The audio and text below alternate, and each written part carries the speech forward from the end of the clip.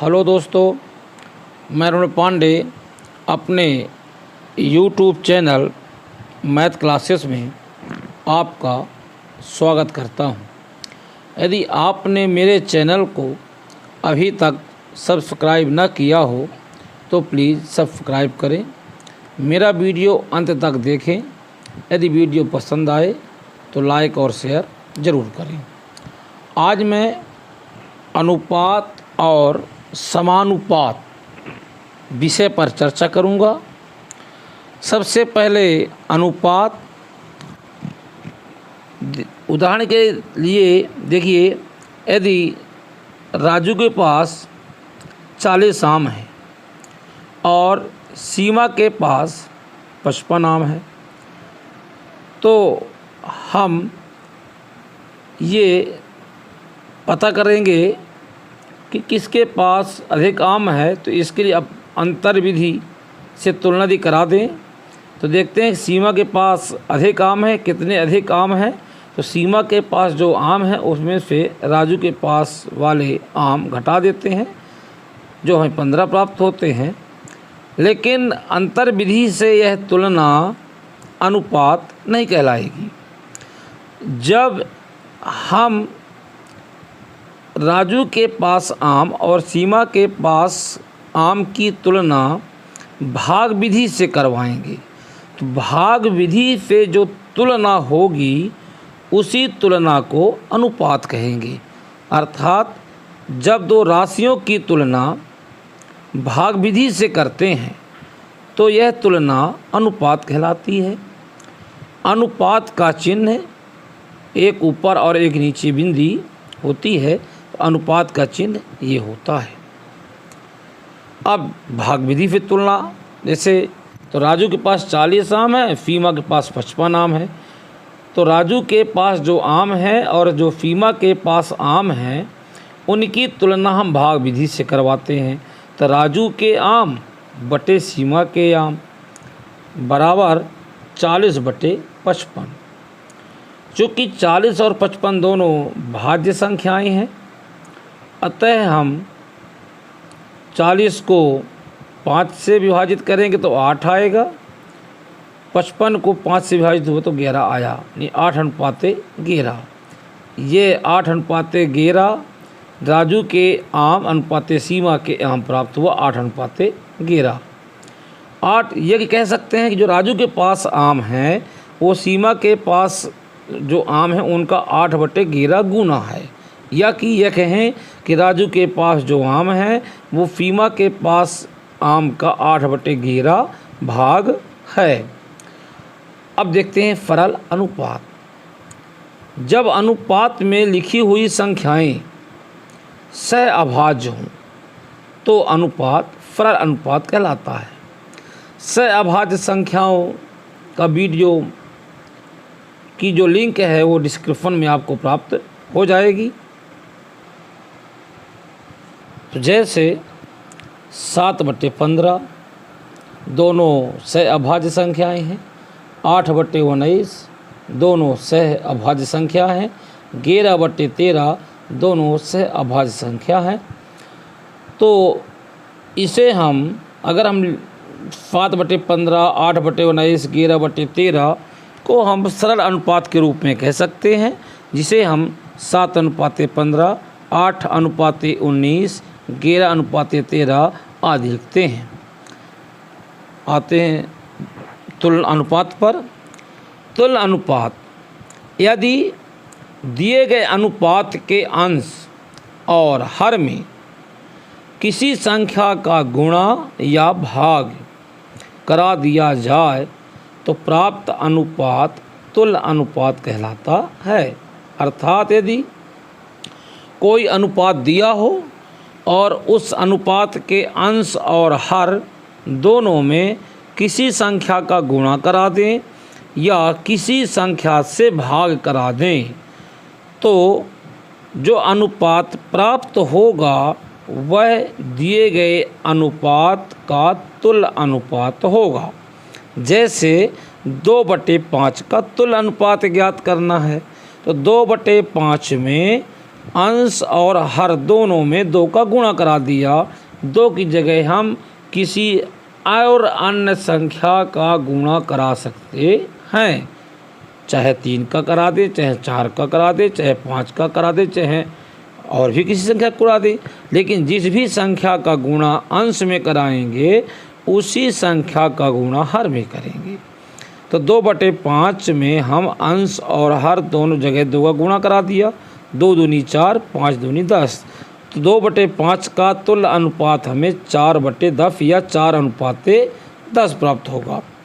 इसी प्रकार 2/5 में अंश और हर में हम 3 से भाग कराते हैं। 2/3, 5/3।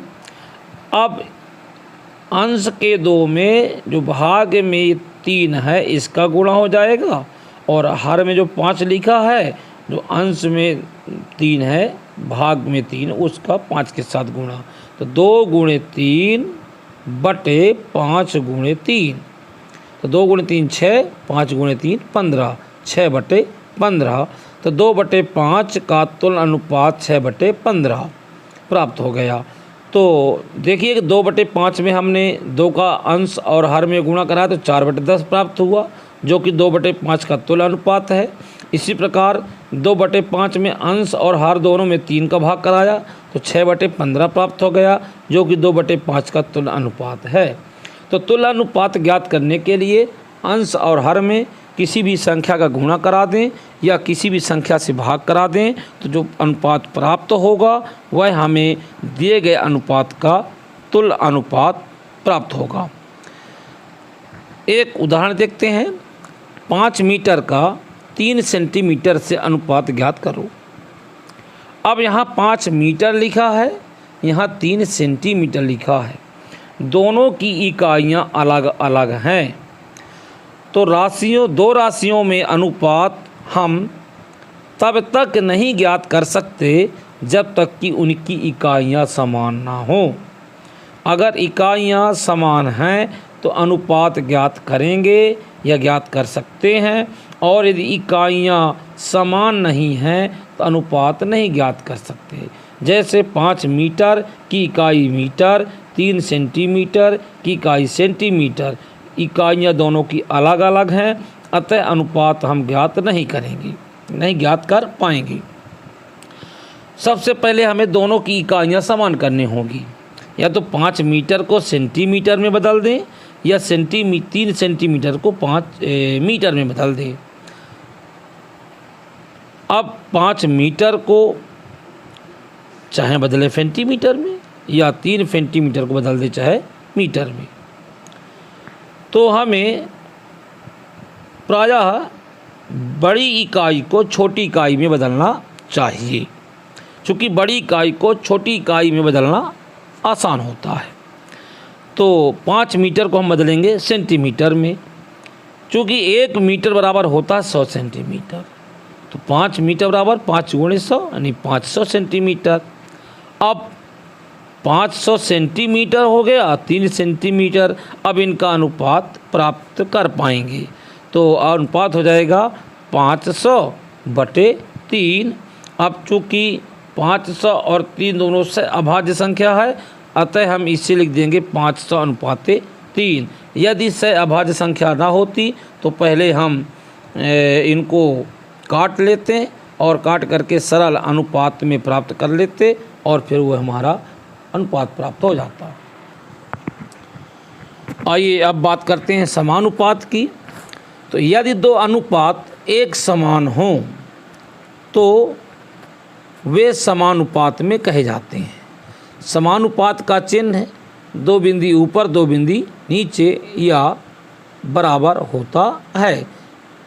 समानुपात का चिन्ह है 2 बिंदी ऊपर 2 बिंदी नीचे अथवा बराबर के द्वारा हम व्यक्त करते हैं।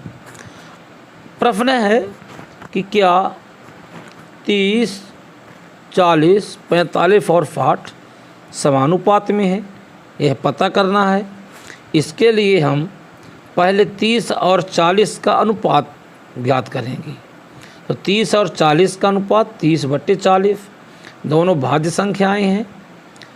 इन्हें हम 10 से विभाजित कर देते हैं। 10 × 30, 10 × 40, तो हमें फरल अनुपात प्राप्त हो गया 3/4 या 3:4।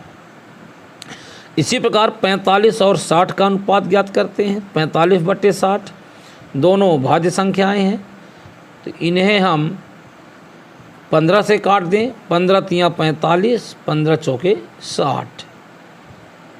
तो 45/60 का जो फरल अनुपात है वो 3/4 अथवा 3:4 प्राप्त हुआ। अब देखिए 30 और 40 का अनुपात 3:4, 45 और 60 का अनुपात 3:4, दोनों के अनुपात समान हैं। अतः हम कहेंगे कि दी गई संख्याएं 30, 40, 45 और 60 समानुपात में हैं। समानुपात में पहला और चौथा पद यानी क्रम से लिखेंगे तो जो लिखे हुए जो राशियां लिखी रहती हैं इन राशियों को पद कहते हैं। तो समानुपात में पहला और चौथा पद, जैसा कि इसमें 30 और 60 है, इन्हीं की जगह में और भी कोई भी संख्या हो सकती है। तो पहला और चौथे पद को चरम पद या सिरों के पद कहते हैं। इसी प्रकार दूसरे और तीसरे पद को, जैसे यहाँ पर 40 और 45 लिखा है, इनकी जगह में भी और कोई भी संख्या हो सकती है।